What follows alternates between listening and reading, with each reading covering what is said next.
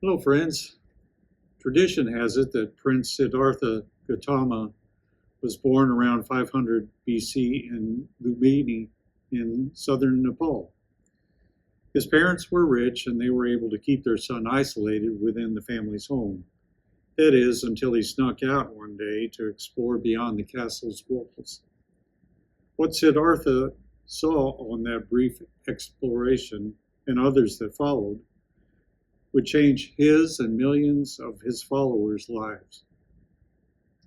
Having never experienced anything other than castle life, Siddhartha was shocked when he saw disease and hunger, death and illness, and many other types of suffering around him. His search for an understanding of this new reality, that life was full of suffering, and the thought that there had to be a way out of the cycle of birth and death and rebirth and suffering, caused Gautama to leave his home and family and begin looking for someone to give him the answers he sought. He wandered throughout southern Nepal and northern India and studied meditation under several teachers. When none of these teachers guided him to the understanding he wanted, he continued practicing meditation by himself while eating only enough to barely stay alive. He eventually became so weak and emaciated that he couldn't even function. After coming close to death, Gautama realized he had to eat normally or he would just die and continue his own birth, death, and rebirth cycle. Through continued meditation and the pursuit of a moderate way of life, without the extremes of asceticism and starvation or overindulgence, Gautama eventually gained the understanding he had been looking for, the answer to breaking the cycle of suffering and death, and then rebirth. That answer, he found, is what he taught the rest of his life. It is to first of all become aware of the world around us, then do everything in a person's power to eliminate suffering in our world by changing one's own behavior and becoming a positive part of creation.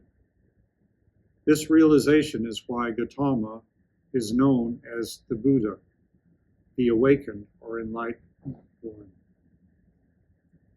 Although Buddhism has similarities to religions, I personally consider it to be more of a philosophy of life than a traditional form of religion.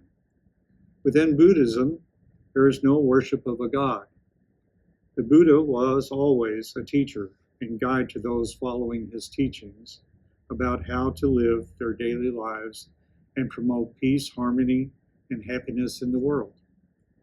These teachings have been passed down through the centuries in many forms. One recent teacher, Thich Nhat Hanh, developed a summary of the Buddha's teachings that are grouped into responses to 5 general areas of human suffering. In response to suffering caused by the destruction of life, we are called to cultivate compassion, protect the creation, and not kill.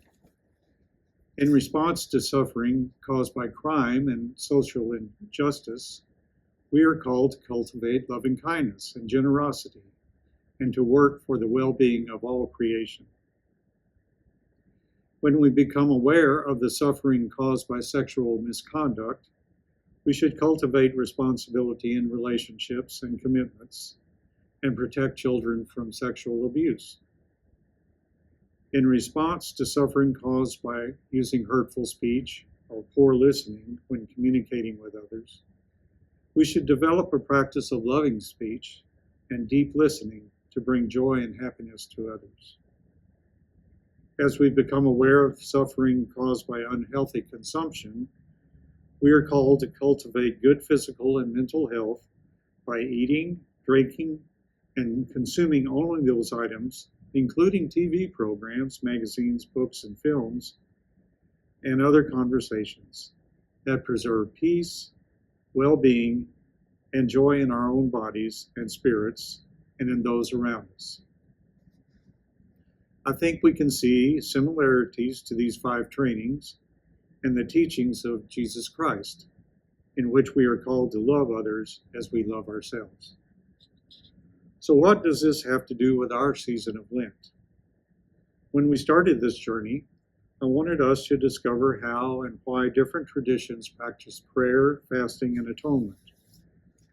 Unlike the other traditions we have investigated, in Buddhism, there isn't a special time set aside for these activities. Instead, fasting and abstinence are parts of the preparation for the practice of meditation.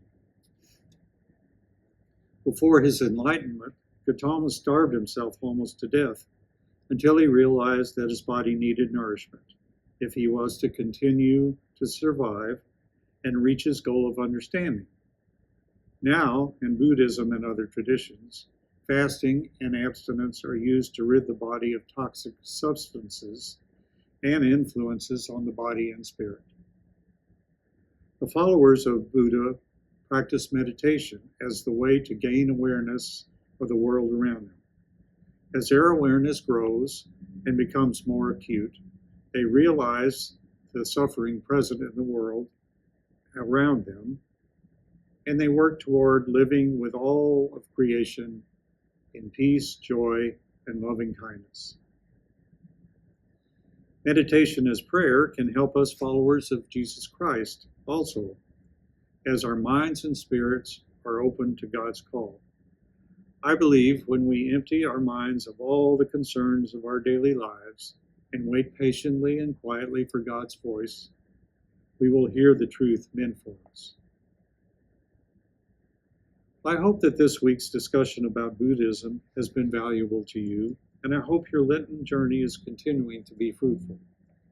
I also hope you will join me next week as we conclude our discussion of the practices of prayer, fasting, and atonement in some of the world's religious traditions. Take care, and may God bless you.